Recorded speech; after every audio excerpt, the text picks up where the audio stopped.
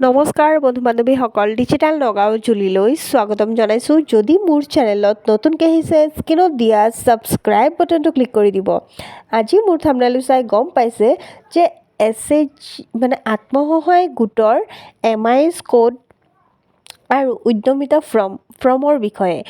তো আপোনালোকৰ MIS কোডৰ বিষয়ে কৈ আছোঁ। MIS কোডেই কি মেম্বাৰ নাম্বাৰ নেকি? MIS কোড কি প্ৰত্যেকৰে থাকে নে গ্ৰুপৰ থাকে? বহুতৰ এইখিনি কুৱেশ্যনখিনি আপোনালোকক শুধৰাই দি আছোঁ। MIS কোড প্ৰত্যেকৰে নাথাকে, গোটেই মেম্বাৰৰ নাথাকে, প্ৰত্যেক এটা গ্ৰুপৰ থাকে।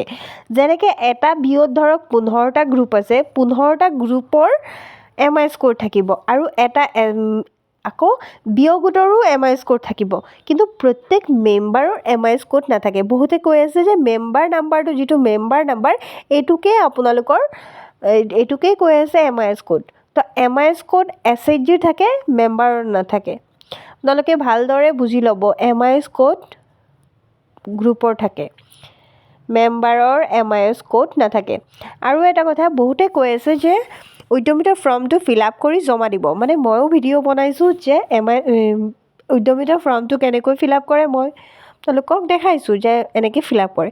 মুখ্যমন্ত্ৰী ডাঙৰীয়াও কৈছে যে 3, 4, 5 তাৰিখে আপোনালোকৰ উদ্যমিতা ফৰ্মটো ফিল আপ কৰি জমা দিব লাগিব।